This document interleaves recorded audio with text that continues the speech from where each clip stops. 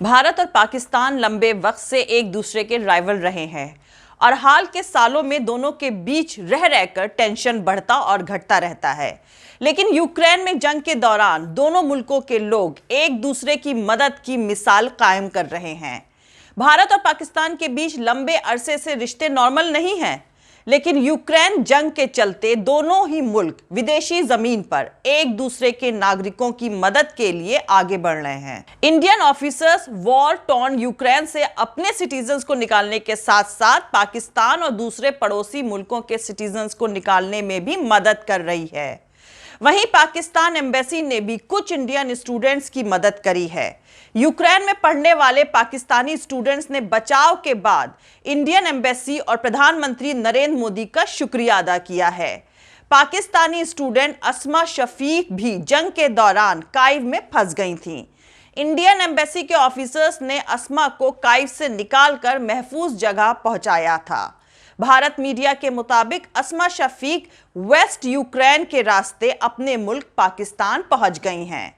Social media पर अस्मा का video तेजी से वायरल हुआ था, जिसमें वो कह रही थी कि मेरा नाम अस्मा शफीक है, मैं काइव में स्थित भारतीय दूतावास की शुक्रगुजार हूं कि उन्होंने हमें हर मुमकिन मदद करी है। हम यहां बहुत कठिन हालात में फंस गए थे। मैं भारत के प्रधानमंत्री की भी शुक्रगुजार हूं कि उनकी बदौलत हम वहां से निकल पाए। मदद करने के लिए आपका शुक्रिया। इंडियन एम्बेसी की बदौलत हम घर सेफली वापस जा रहे हैं। वहीं यूक्रेन में रहने वाले पाकिस्तानी नागरिक मुअज्जम खान का एक वीडियो भी सोशल मीडिया पर वायरल हो रहा है। मुअज्जम खान ने यूक्रेन में सिविल इंजीनियरिंग की पढ़ाई करी है, लेकिन पिछले 11 सालों से वो यूक्रेन में बस टूर ऑपरेटर के तौर पर काम कर रहे हैं। उन्होंने इंडियन स्टूडेंट्स को सेफली बाहर निकालने के लिए बिना पैसे लिए फ्री सर्विस प्रोवाइड करी थी। मुअज्जम ने बताया कि वो यूक्रेनी और रूसी लैंग्वेज बोल सकते हैं और इंडियन स्टूडेंट्स यूक्रेन में ये लैंग्वेज नहीं बोल पा रहे थे, जिसकी वजह से उन्हें दिक्कत हो रही थी। मुअज्जम ने बताया कि उर्दू और हिंदी मिलती जुलती लैंग्वेजेस हैं और वो आपस में आसानी से बातचीत कर पा रहे हैं। मुअज्जम का कहना है कि इंडियन स्टूडेंट्स के पेरेंट्स उन्हें व्हाट्सएप पर मैसेज करके दुआएं दे रहे हैं, जो उनके लिए सबसे बड़ी बात है। मुअज्जम खान कहते हैं, एक इंसान के तौर पर हम सभी इंसानों के साथ ऐसे पेश आना चाहते हैं जो प्यार मोहब्बत का एहसास दिलाए। मैं अपने सभी भारतीय सिटीजन्स को गले लगाता हूं और एक दूसरे को गले लगाने से सुकून मिलता है। एक और पाकिस्तानी सिटीजन हुसैन की भी तारीफ हो रही है, जिन्होंने खैरसन इलाके को इसलिए नहीं छोड़ा क्योंकि वहां 5 इंडियन भी फंसे हुए थे, जबकि हुसैन और उनकी फैमिली को शहर छोड़ने का एक मौका मिला था, लेकिन उन्होंने भारतीयों को छोड़कर जाने से इनकार कर दिया। दोस्तों, तो ये तो बात हो गई यूक्रेन में इंडिया पाकिस्तान की आपसी मदद की, लेकिन 24 फरवरी 2022 को यूक्रेन में रूस के so called special military operation की शुरुआत के बाद से दुनिया के निजाम में मानो भूचाल सा आ गया है। यूरोप में बेचैनी का माहौल है, तो अमेरिका इस बात को लेकर बेहद परेशान है कि बिना जंग के मैदान में कूदे रूस को कैसे पटखनी दी जाए। रूस और यूक्रेन की सेनाओं के बीच लगातार चल रही जवाबी फौजी कार्रवाई और वायलेंस के चलते राजधानी काइव समेत यूक्रेन के कई शहर तेजी से मलबे में तब्दील होते जा रहे हैं। अब तक तकरीबन 20 लाख से ज्यादा लोग रेफ्यूजी के तौर पर यूरोप और दुनिया के दूसरे इलाकों में पनाह ले चुके हैं। लगता है कि आने वाले दिनों में यह तादाद 40 लाख के आंकड़े को पार कर जाएगी। रूस यूक्रेन जंग का आम जनजीवन पर बहुत बुरा असर पड़ रहा है। रूस से सिंपैथी रखने वाली यूक्रेनी जनता के साथ साथ वहां पढ़ाई और रोजगार की तलाश में गए दूसरे देशों के लोग भी जंग में हो रही तबाही की चपेट में आ रहे हैं।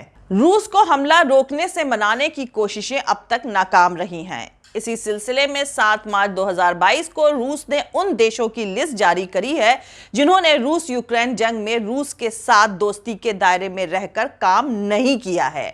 यूरोपियन यूनियन के 27 देशों और ताइवान के अलावा 1 दर्जन से ज्यादा देशों की इस दिलचस्प लिस्ट में ऑस्ट्रेलिया, न्यूजीलैंड, दक्षिण कोरिया और सिंगापुर के अलावा इंडो पैसिफिक का कोई साउथ ईस्ट एशियाई देश शामिल नहीं है। ध्यान देने वाली बात यह है कि इन तमाम मुल्कों में ज्यादातर वही मुल्क हैं जिनके अमेरिका से मजबूत मिलिट्री और डिप्लोमेटिक रिश्ते हैं। अगर इस मुद्दे पर इंडो पैसिफिक के तमाम मुल्कों के नजरिए पर गौर किया जाए तो साफ पता चलता है कि इस इलाके के तमाम मुल्क रूस यूक्रेन के मुद्दे पर चुप ही रहे हैं। वो भी अपने आप में एक दिलचस्प बात है कि भारत, चाइना और पाकिस्तान इस मुद्दे पर लगभग एक जैसी राय रखते हैं। वहीं दूसरी तरफ इंडो पैसिफिक इलाके के तमाम छोटे बड़े मुल्कों में, खास तौर से चीन के पड़ोसी मुल्कों में इस बात को लेकर खासी फिक्र है कि कहीं रूस की अपने छोटे पड़ोसी देश पर हमले की घटना और उसे लेकर अमेरिका की लचर पचर वाली पॉलिसी से सबक लेकर कहीं चीन भी ऐसा ना करे। दबी जुबान में इस बात का विरोध करने के बावजूद ये देश मुखर तौर पर रूस या यूक्रेन और वेस्टर्न कंट्रीज का साथ देने से बचने की कोशिश कर रहे हैं। इस बात की कई वजह हैं जिन्हें समझना जरूरी है।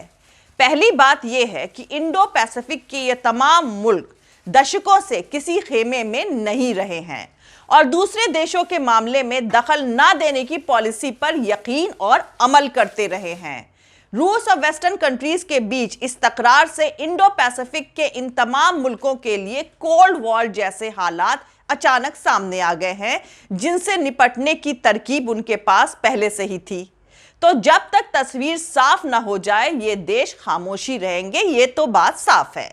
दूसरी बात यह है कि भारत समेत इंडो पैसिफिक के तमाम मुल्कों के लिए रूस एक भरोसेमंद पार्टनर रहा है, खास तौर पर डिफेंस रिलेटेड मामलों में। Vietnam, Indonesia, Malaysia, Laos, Cambodia, Myanmar, Iran और चीन जैसे मुल्कों के लिए भी भारत जैसे ही सियासी हालात हैं।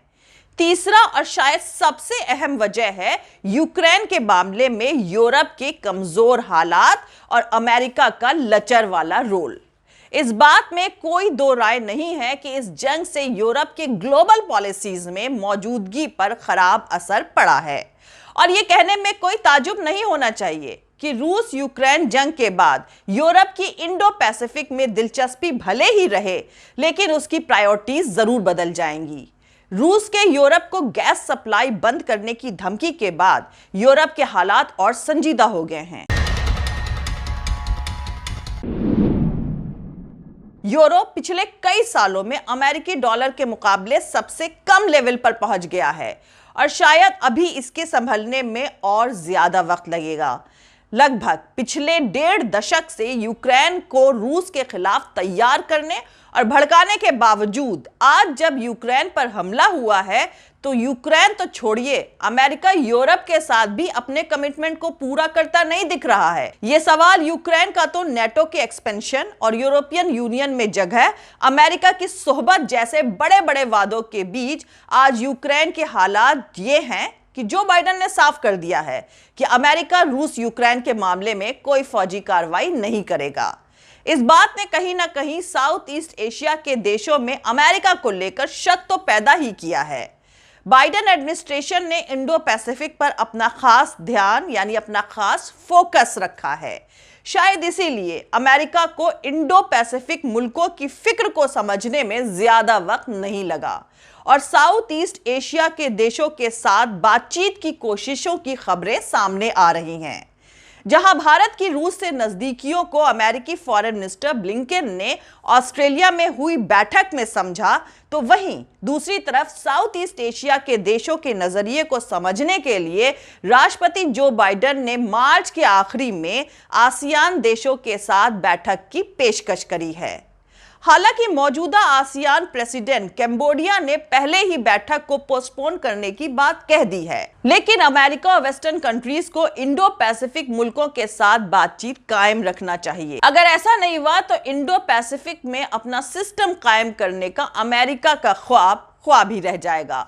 पिछले कुछ सालों में अमेरिका ने इंडो पैसिफिक में चीन की बढ़ती दादागिरी रोकने के लिए साउथ ईस्ट एशिया के देशों को स्ट्रैटेजिक तौर पर पास लाने की कोशिश करी है। साउथ चाइना सी में चीन की एक्टिविटीज पर लगाम लगाने की कोशिश में अमेरिका को थोड़ी बहुत कामयाबी तो मिली है, लेकिन बुरे वक्त में अमेरिका इन मुल्कों के साथ खड़ा होगा या नहीं, ये यूक्रेन पर उसके स्टैंड को देखते हुए फिलहाल एक बड़ा क्वेश्चन मार्क बना हुआ है। जय हिंद, सत्यमेव जयते, अल्लाह हाफिज। दोस्तों, हमारा पूरा वीडियो, दूसरे और वीडियोस देखने के लिए हमारे YouTube channel political Tamasha with doctor Arshi को सब्सक्राइब करके वहां पे लगी बेल आइकॉन को जरूर दबा दें ताकि आपको हमारे आने वाले हर वीडियो की अपडेट्स मिलती रहे। और दोस्तों, अगर आपको हमारा काम पसंद आता है, हमारे वीडियोस पसंद आते हैं तो www.patreon.com/dr अर्शी खान पर जाकर डोनेट करके आप हमारे काम को सपोर्ट कर सकते हैं। दोस्तों, अगर आपको हमारा वीडियो पसंद आता है तो लाइक और शेयर करना हरगिज नहीं भूलें। आप हमें फॉलो भी कर सकते हैं हमारे ट्विटर, इंस्टाग्राम और फेसबुक पेज पर। मेरा ट्विटर हैंडल है @arshi aziz khan। Thank you, मिलते हैं अगले वीडियो में।